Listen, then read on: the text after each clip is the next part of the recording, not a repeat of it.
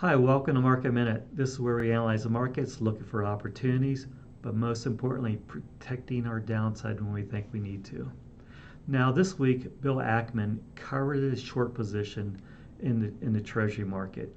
We think that's interesting. We think he's seeing the same things we are, and there's an opportunity to make some money in bonds right now. Secondly, the S&P 500 is at a critical level. It's right at the 200-day moving average. If it breaks the 200-day moving average, that's generally a sign that there's more downside risk to the overall markets.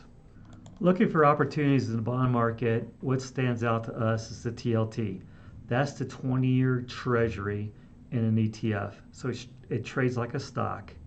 We see that there's potential for 20 to maybe 40% upside when the economic growth begins to slow in the fourth quarter and into 2024 when bond rates drop, because that 20 years is a long duration. So there's a lot of upside to that security. Plus it yields a nice dividend as well. The stock market is off about 11% from the high in 2022. So most equity investors are down. We believe we're entering another negative period, so into 2024. So we think we're late in the market cycle. We're entering that period where we're approaching a recession and you want to be defensive. However, there might be one more rally left in the overall markets. So looking at where we are currently, this is where the S&P 500 is, right on the 200-day moving average. So we need to hold this. Otherwise, we break the 200-day. It's often thought breaking that 200-day is the trend, and there's a lot more downside to the overall markets. To give you some framework, we got defensive in our clients' accounts up here where we started breaking the shorter term moving averages. And as we came down here and held the 200-day, we took our hedges off in our portfolios. And then the market rallied nicely and then rolled back over. So we had to put our hedges back in place. So if we don't hold here to 200-day, then we're going to be forced to keep those hedges on as the market falls. So the big debate between the bulls and the bears is, so where's this recession you've been calling for the last 2 years? There was actually a recession in 2022. If you remember, we had negative GDP growth in the first and second quarter. That's the definition of recession. Now, why did that recession occur? Because of all this inflation. The economy couldn't have positive real GDP growth because of the inflation. We did have two back-to-back negative GDP numbers.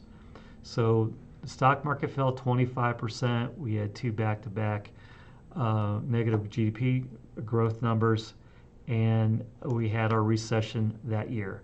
However, that didn't solve the problem. The problem still exists. The Fed kept raising rates, right? So we're entering a period where those rates are going to bite, and we're looking at maybe the fourth quarter or into 2024 when we might enter another recession. Now, to back that up a little bit, so the federal funds rate in recessions, this is really consistent. We've showed it to you several times before, but roughly 12 months after the final rate increase is when you get that recession to kick in. So we think that September might have been the last rate increase.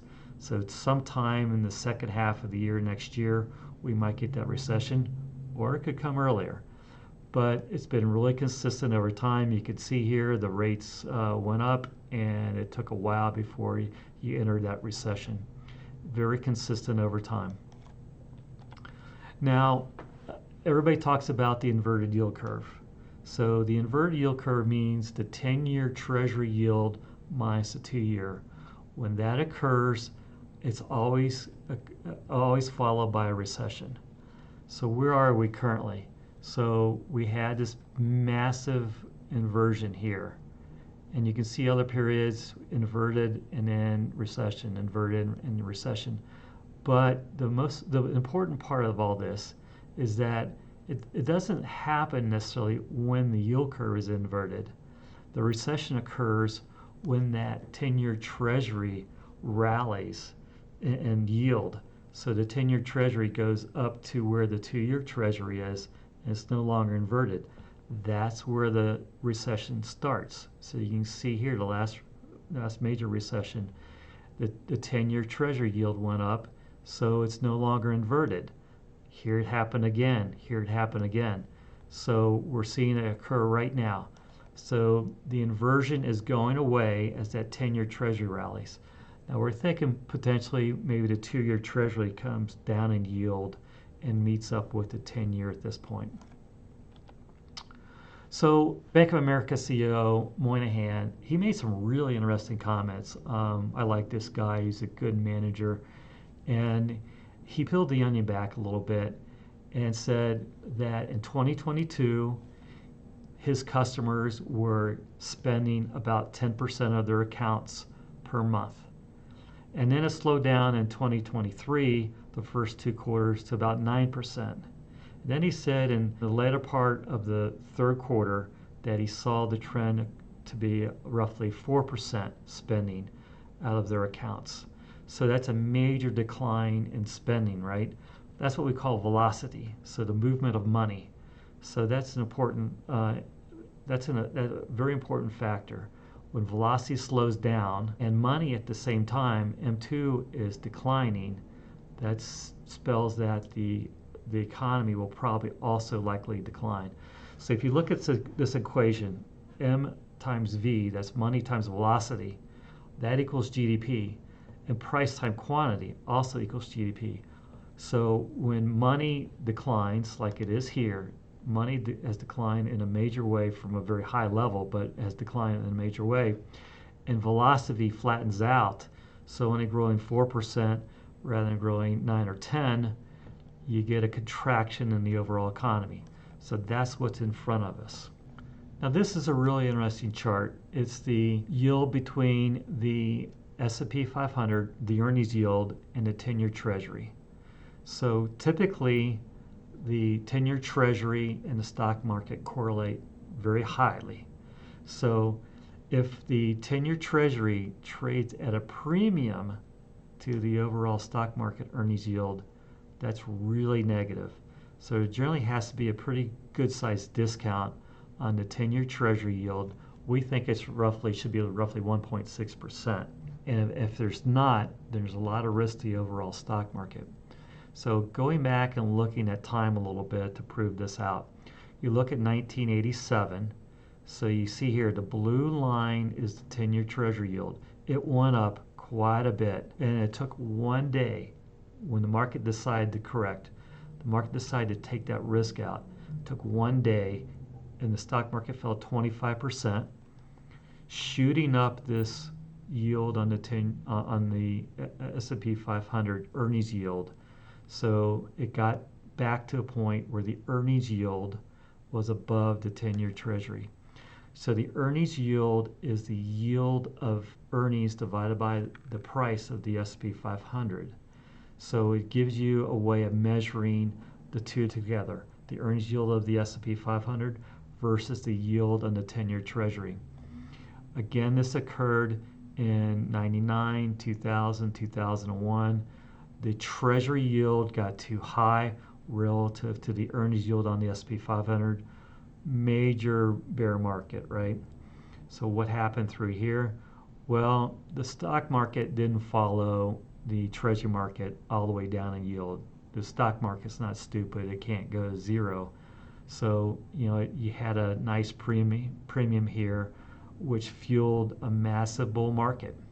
Now these are coming together again. So we're getting nervous. So that 10-year Treasury yield and the yield on the S&P 500 are close to being about equal. That spells risk in the overall market. So we need to be cautious of that. Now the technicals of the 20-year Treasury, we're really interested in the 20-year Treasury right now, the TLT as we described before. As we look out to next year, we have a negative view on the economy and therefore the markets in general. But we see a way to make some money, actually some really good money, if this would occur. If we go into a recession next year, the TBT is going to have a massive move upward in price. So as yields drop in the overall bond market, the TBT particularly because it's so long in duration, could have a very big yield. So as the yields drop from say 5% to 3 or maybe 4, the appreciation on that ETF could be 20 to 40%. And then it kicks off close to a 5% yield. So you have a nice overall return of that position. Kind of looking back, what happens when the bond market gets too far away from that 200-day moving average. You can see here, so 20% or more, it generally has a pretty strong snapback. And we're right around that level currently. So we've had a massive decline in the bond market this year. And then it's all set up for a nice rally. You have the 20-day, 50, 100-day, 200-day right in front of us. So as the economy weakens, the 20-year Treasury should do really well. So thinking about loss averse investing. So adding this to a diversified portfolio, protecting our stocks if we break the 200-day, having a 20-year Treasury in our portfolios, we can make some money. So we added the 20-year Treasury to our portfolios very recently and trying to get some returns as we fall potentially into a recession next year. And if not, we've got a nice high yielding Treasury in our portfolios. We'll have to manage the risk a little bit, but we established an initial position in it. Thank you. Please hit like, subscribe, come to my website, Patrick Adams CFA, and sign up to get Mark in a hard copy of Mark in a Minute. Take care.